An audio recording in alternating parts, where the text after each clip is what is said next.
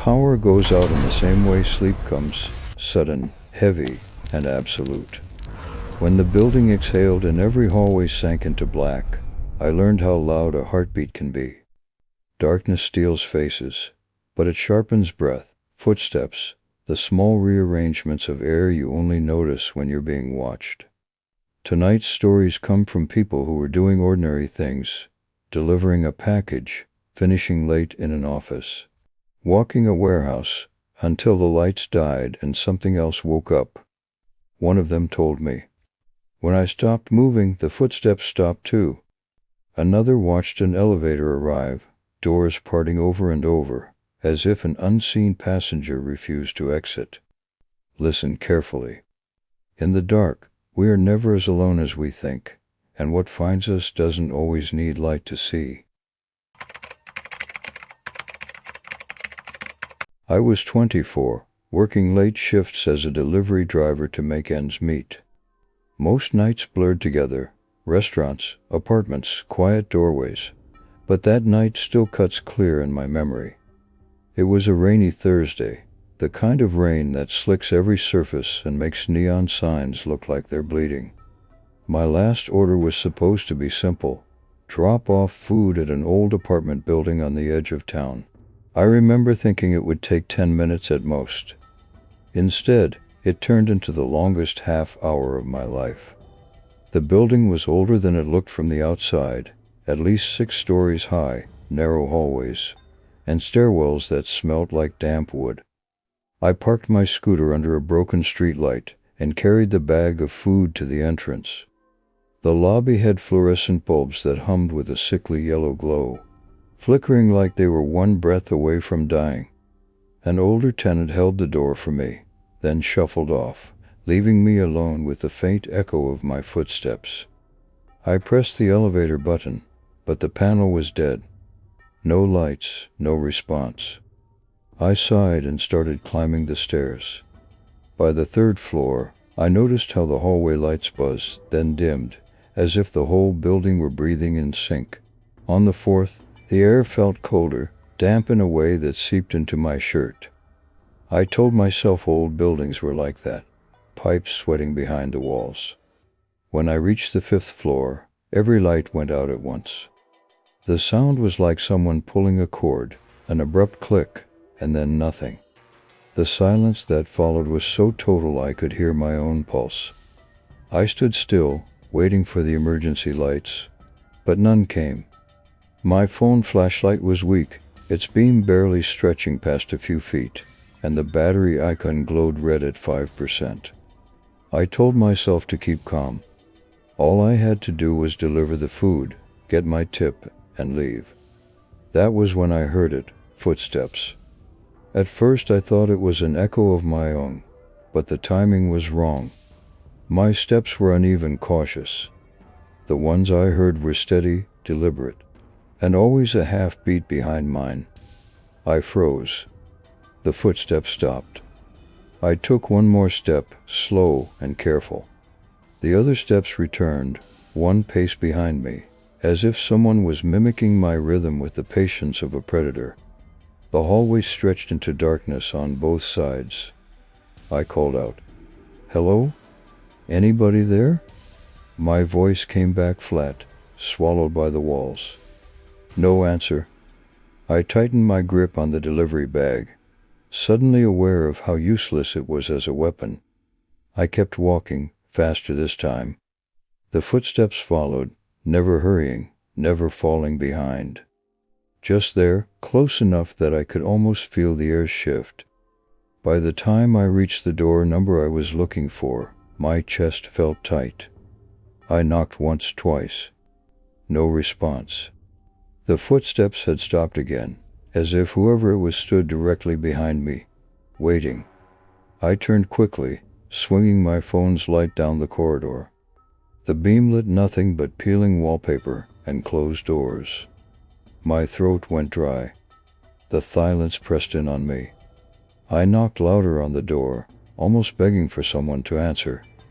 At last, the door creaked open, just an inch, and a tired-looking man grabbed the bag from my hands without a word.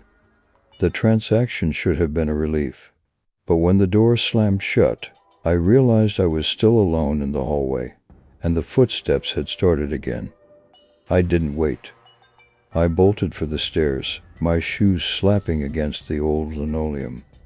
The other footsteps quickened too, as if my panic had finally given them permission to chase.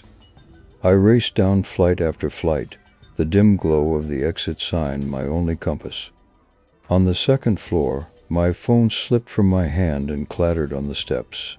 In that instant of darkness, the footsteps crashed closer, heavy and intent. I grabbed the phone, didn't bother to check if it still worked, and hurled myself down the last set of stairs. The lobby was darker than before. Rain hammered the glass doors. I sprinted through them, half expecting a hand to catch my shoulder, but nothing touched me. Outside, the streetlight flickered weakly. My scooter was still there, waiting. I didn't look back until I was straddling the seat, engine roaring to life. When I did glance at the building, I swore I saw a figure standing in one of the windows, outlined against the faint glow of lightning. Just watching. I never took deliveries to that address again. Even now, years later, when I hear the sound of someone walking behind me in an empty hall, I can't stop myself from freezing, waiting for them to stop too. Whatever was in that building, it knew how to listen. It knew how to follow. And sometimes I wonder if, in that pitch-black stairwell, it almost caught me. I was 31, working as a junior accountant in a mid-rise downtown office building. Deadlines didn't care about daylight, so I stayed late more often than I liked. Most nights, the janitor and I were the only ones left. But on that night, even he had already gone. It was just me, the hum of my computer, and the rain rattling softly against the tall glass windows. I shut down around 10, packed my bag, and headed for the elevators. The hallways were dim, lit by rows of fluorescent bulbs that hummed in tired unison. I had almost reached the elevator bank when the entire building shuddered, and the power cut out. Darkness poured down like a curtain. For a heartbeat, I stood still, unsure if I had even blinked. Then the emergency lights flickered on, washing everything in a dull red glow.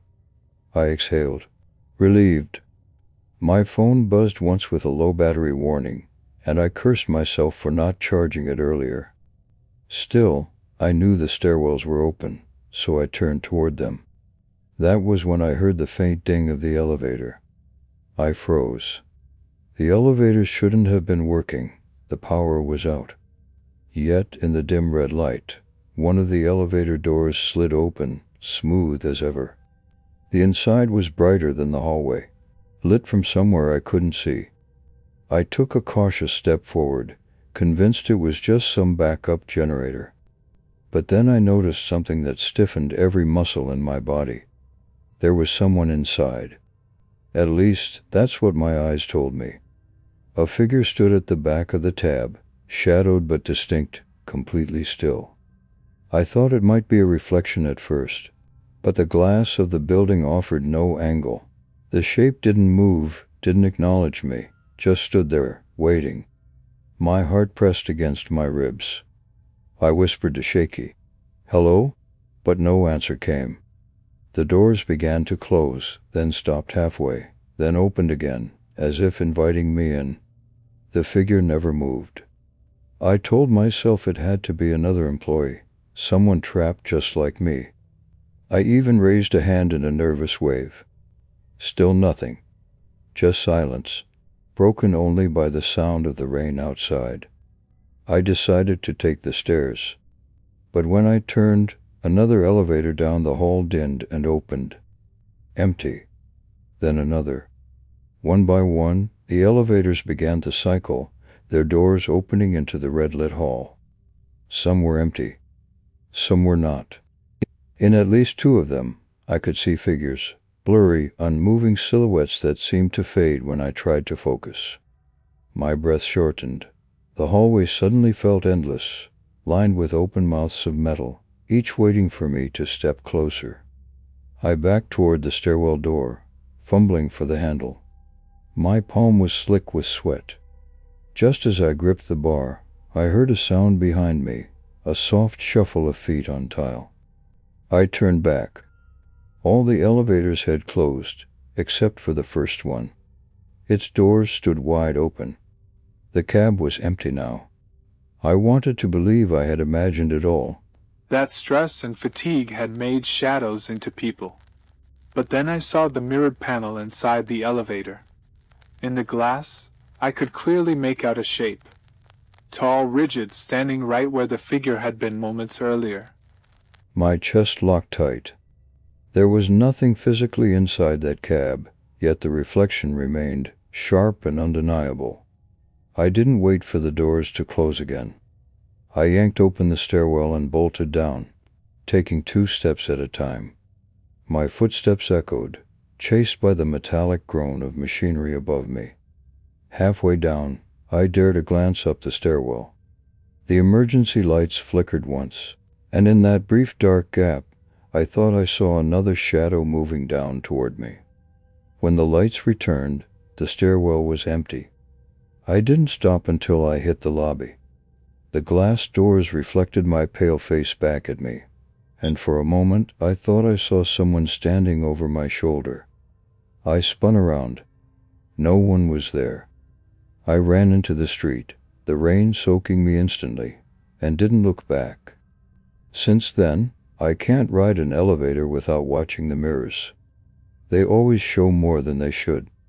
And sometimes, when the power flickers in my apartment, I swear I hear a faint ding, as if an unseen elevator has just arrived at my floor, waiting for me to step inside. I was 20 when I took the night shift at a distribution warehouse on the outskirts of the city. The job wasn't glamorous. 8 hours of silence, punctuated only by the hum of refrigeration units and the occasional groan of settling steel beams. But it paid the bills. My duty was simple: monitor the security cameras, patrol the aisles, and made sure the place stayed locked down. Most nights, the hardest part was staying awake. But that night, sleep was the last thing on my mind. Around 2 in the morning, the building went black. 1 second, the fluorescents bathed the aisles in their sterile glow. The next, everything snapped into silence. The hum of machinery died, leaving me with a pressure in my ears, as if the whole world had been muffled. I waited for the backup lights to flicker on, but nothing happened. The warehouse was cavernous, and in absolute darkness, it felt endless. I pulled out my flashlight, but the beam seemed feeble, swallowed whole by the vast space.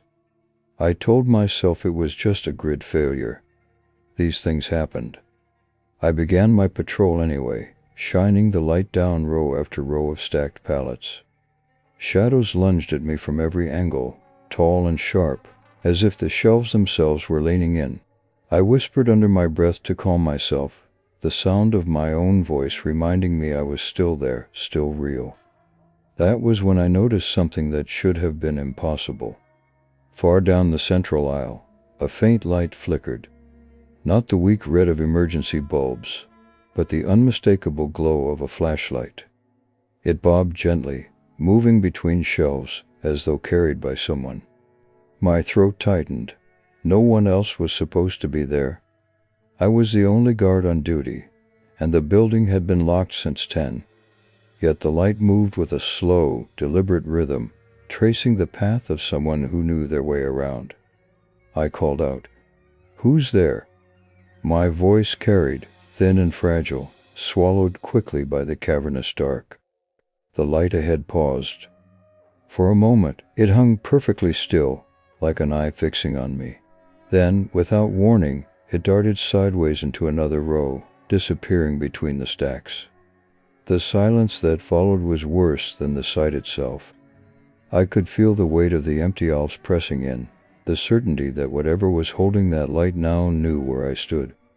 I should have retreated, called the supervisor, anything but what I did. Instead, I followed. My flashlight quivered in my hand as I made my way down the aisle, every step landing too loud against the concrete. I turned into the row where the light had vanished. Nothing. Just boxes stretching taller than me, dust coating the floor undisturbed. I swept my beam left and right, my breath hugging the air in front of me. The silence was crushing. Then, again, from farther down, the faint glow returned. It wasn't ahead of me now. It was to my right, several hours over, moving parallel to where I stood. I realized with a chill that it wasn't random. It was pacing me, keeping distance but never letting me out of its sight. Every time I stopped, the glow stilled too. When I took a cautious step, it echoed in its own subtle movement, as if mirroring me from behind the stacks. Fear clawed up my spine. I turned and walked briskly toward the exit, determined to leave the building entirely. My boots slapped against the floor, the sound betraying me in the silence. I had almost reached the lobby when the light appeared again, this time directly at the far end of the aisle I was in. It faced me squarely, unmoving. I froze. My flashlight beam wavered, barely cutting into the dark. The other light was steady, too steady, like it had been waiting for me all along. Then, slowly, impossibly, it began to move toward me. I stumbled backward, my breath ragged. The beam grew larger as it advanced, cutting through the dark and unwavering lines. I shouted again, desperate, "Stay back!" But the light did not falter. It kept coming, silent, patient. I turned and sprinted, not daring to look behind me. The aisles blurred past, my lungs burning. At last, I crashed through the side exit into the cold night air. The warehouse loomed behind me, a blackened giant against the sky. I spun around, expecting to see the glow spilling from the doorway. Instead, everything was dark. The building was silent, dead. But just as I convinced myself I had escaped, the side window above the exit flared with a sudden burst of light. A flashlight beam swept across the glass from inside, slow and deliberate, as though whoever, or whatever, held it had followed me to the edge, watching me flee. I never finished that shift. I left my badge on the desk and never went back. To this day, every time the power cuts out and I see the beam of another flashlight, my stomach knots. Because I can't help but wonder if it's just someone finding their way, or if it's the same light, still searching, still waiting for me to stop running. Darkness is never just the absence of light. It is a stage where every sound sharpens, where instincts whisper that we are not alone.